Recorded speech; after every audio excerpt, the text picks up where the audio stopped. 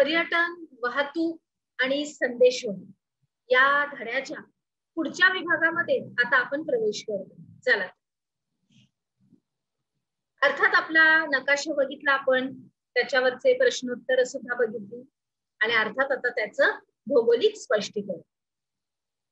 तर आता आपण बघूया की या देशांच्या रेखावृत्तीय विस्तारामुळे असं लक्षात येतं की अतिपूर्व आणि अतिपश्चिम बिंदूंच्या वेळेतील फरक हा 168 मिनिटं म्हणजेच 2 तास 48 मिनिटं असा आहे.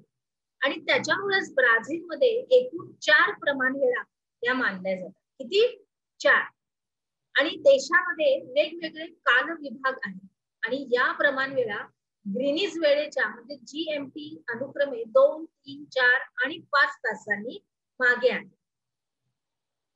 नकाशातील लाल रंगाची ठळक रेषा ही ब्राझीलची अधिकृत प्रमाण वेळ म्हणजेच BRT ही दर्शवते आणि ती ग्रीनिज वेळेच्या 3 तास मागे आहे. आणि ब्राझील मधील आता संदेशवहनाचा विकास आपल्याला बघायचा. तर ब्राझील मधली दूरसंचारची सेवा आहे ही अतिशय विकसित आणि कार्यक्षम अशी आहे. यामध्ये दूरध्वनी आहे, भ्रमणध्वनी आहे, दूरदर्शन प्रसारण आहे, आकाशवाणी प्रसारण आहे, संगणक आणि इंटरनेट इत्यादींचा समावेश यामध्ये केला जातो. आता ब्राझील मधली 45% पेक्षा अधिक लोकसंख्या ही इंटरनेटचा वापर करत आहे. बरोबर, म्हणजे आंतरजालाचा. आणि ब्राझील मधल्या दक्षिण मध्य भागामध्ये दूरसंचार सेवेच्या पायाभूत सुविधा या अतिशय आधुनिक आहेत. म्हणजे अगदी व्यवस्थित अगदी केलेल्या आहेत. म्हणजे आपण म्हणतो ना अपडेट तशा केलेल्या आहेत. अगदी आधुनिक आणि व्यवस्थित त्या कार्यरत आहेत.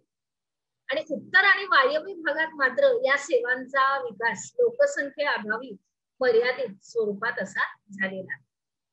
आता याच्यामध्ये प्रदेश रचना, विस्तीर्ण आकार, लोकवस्ती विरहित प्रदेश, घनदाट वन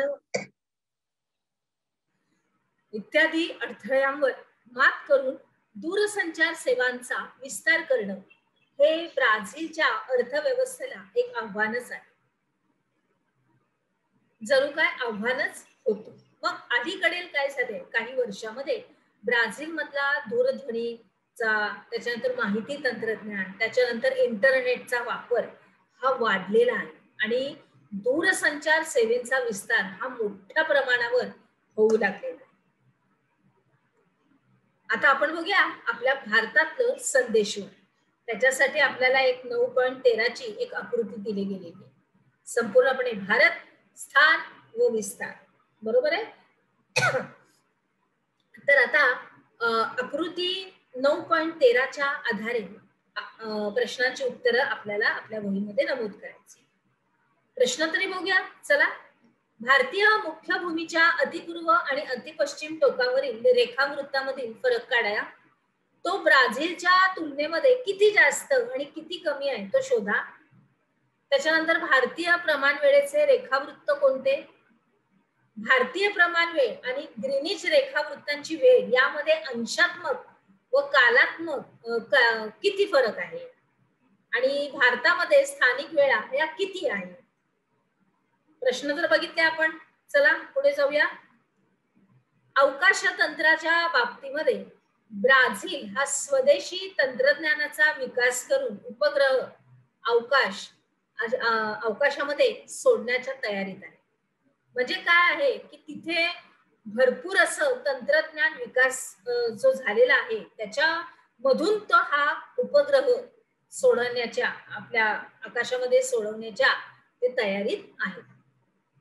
आता आपण आपलं भौगोलिक स्पष्टीकरण बघूया की भारताचा रेखावृत्तीय विस्तार हा जास्त आहे आणि भारतातील अतिपूर्व आणि अतिपश्चिम टोकावरील रेखावृत्तामधला जो वेळेचा फरक आहे हा सुमारे 120 मिनिटांचा आहे. परंतु भारतामध्ये एकच प्रमाण वेळ मानली जाते आणि भारतीय प्रमाण वेळासाठी IST 82°30 पूर्व रेखावृत्त हे निश्चित केलेलं आहे आणि हे रेखावृत्त अलाहाबाद शहराजवळून जातं आणि मग भारतीय प्रमाण वेळ ही ग्रीनिच वेळेच्या 5 तास 30 मिनिटं म्हणजे 5.5 तास पुढे आहे. आलं बरोबर लक्षात? आता आपण बघूया की भारतामधल्या इलेक्ट्रॉनिक माध्यमांच्या प्रगतीमुळे दूरसंचार उद्योग हे अतिवेगाने वाढणारे असं क्षेत्र बनलेलं आहे. त्याच्यानंतर माहिती तंत्रज्ञान आणि संदेश वाहनाच्या या युगातील संगणक, भ्रमणध्वनी, इंटरनेट अशा डिजिटल साधनांच्या सगळ्या वाढत्या प्रभावामुळे हे क्षेत्र अधिक असं विस्तारित झालेलं आहे. खूप मोठं विस्तारित झालेलं आहे. आणि भारत हा सर्वाधिक स्मार्टफोन आणि इंटरनेट वापरणाऱ्यांचा देशच बनलाय. किती छान बघा आपल्या भारत देशाबद्दल, किती छान आपल्याकडे सगळं तंत्रज्ञान अवलंबित आहे आणि सगळ्या काही सोयी सुविधा आपल्यासाठी आहे. पुढे जाऊया. स्वदेशी तंत्रज्ञानाच्या आधारे तयार केलेले उपग्रह आणि उपग्रह प्रक्षेपण तंत्र यांच्या वापरामुळे या क्षेत्रामध्ये भारताचा भविष्यकाळ हा उज्ज्वल असा झालेला आहे. आपल्या भारताबद्दल या अभिमानाचीच गोष्ट आहे अर्थात. त्याच्यानंतर आपण बघूया, माहित आहे का तुम्हाला या अंतर्गत इस्रो, भारतीय अवकाश संशोधन संस्था, या भारतातील अवकाश संशोधनासंबंधीचे उपक्रम या संस्थेमार्फत राबवले जातात. आणि मग आजपर्यंत इस्रोने उपग्रह प्रक्षेपणामध्ये अनेक विक्रम असे प्रस्थापित केलेले आहेत. आणि आता आपण बघूया ब्राझीलचं, की ब्राझीलमध्ये ब्राझिलियन अवकाश एजन्सीच्या देखरेखीखाली देशाच्या अवकाश संशोधनाचा कार्यक्रम हा राबवला जातो आणि आधुनिक आणि विकसित तंत्रज्ञानाची जोड देऊन ब्राझील मधल्या अवकाश संशोधन कार्यक्रमाचं धोरण हे आखलं जात आहे. लक्षात आलं? पुढे जाऊया. आपण काय शिकलो या अंतर्गत? अमेझॉन आणि गंगा नदीतील जलवाहतूक याच्यातला फरक स्पष्ट करायचा आहे.